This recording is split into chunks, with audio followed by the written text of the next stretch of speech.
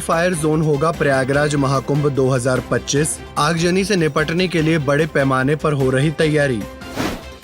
रामनगरी अयोध्या से चित्रकूट के लिए निकली भरत यात्रा, 200 से ज्यादा साधु संत हुए शामिल। जयपुर में खोले के हनुमान मंदिर में 64वां लक्खी अन्नकूट महोत्सव, 61 देवालयों में लगाया गया भोग। राम मंदिर के शिखर पर 8वीं लेयर तैयार, प्रथम तल पर राम दरबार को आकार देने का काम भी हुआ पूरा। महाकुंभ 2025 को पूरी तरह से फ्री फायर जोन बनाने के लिए बड़े पैमाने पर तैयारी की जा रही है। आगजनी की घटनाओं को रोकने और आपातकालीन स्थितियों से निपटने के लिए अत्याधुनिक उपकरणों, प्रशिक्षित जवानों और नई तकनीकों का उपयोग किया जा रहा है। गंगा यमुना के किनारे काम करने के लिए ऑल टेरेन व्हीकल्स, आग रोकने के लिए वाटर कर्टन होश और नदी क्षेत्रों में फायर फाइटिंग बोट्स भी तैनात की जाएंगी, जिनमें विशेष रूप से प्रशिक्षित 200 जवान होंगे।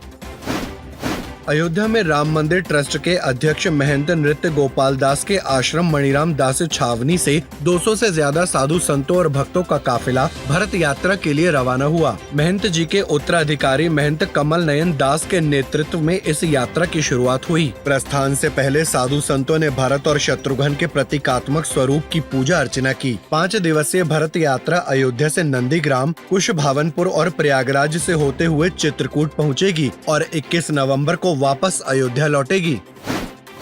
जयपुर के खोले हनुमान मंदिर में रविवार को 64वें लक्खी अन्नकूट महोत्सव का आयोजन किया गया। हनुमान जी को चांदी की पोशाक धारण कराई गई। संत महंतों के सानिध्य में हनुमान जी महाराज की महाआरती की गई। मंदिर परिसर में विराजमान श्री राम हनुमान जी महाराज, अन्नपूर्णा माता, गायत्री माता, वैष्णो माता और 12 ज्योतिर्लिंग समेत लगभग 61 देवालयों में अन्नकूट प्रसादी का भोग लगाया गया। अयोध्या में दीपावली और छठ पर्व के दौरान छुट्टी पर गए मजदूरों के लौटने के बाद राम मंदिर निर्माण कार्य की गति तेज हो गई है। मंदिर के शिखर का काम दिन रात चल रहा है। 29 लेयर वाले शिखर की 8वीं लेयर का काम भी पूरा हो चुका है। इस समय मंदिर निर्माण में 2000 से भी ज्यादा कारीगर और मजदूर जुटे हुए हैं। प्रथम तल पर राम दरबार को आकार देने का काम भी पूरा हो चुका है।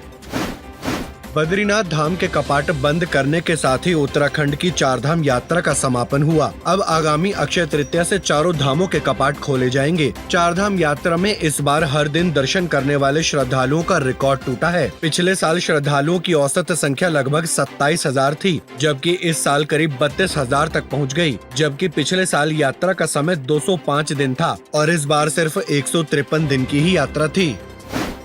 प्रयागराज के पवित्र संगम तट पर होने जा रहे महाकुंभ 2025 में देश विदेश के करोड़ों श्रद्धालु पहुंचेंगे। इस दौरान नदी की स्वच्छता और निर्मलता को बनाए रखने का दायित्व नदी प्रहरी निभाएंगे। प्रयागराज में 500 गंगा प्रहरी तैनात हैं, जो दिन रात संगम क्षेत्र और घाटों की सफाई और संरक्षण में जुटे हुए हैं। इसके अलावा महाकुंभ के दौरान देश भर से 200 और गंगा प्रहरियों को बुलाया जाएगा, जिससे स्वच्छता और व्यवस्था में कोई भी कमी न रहे।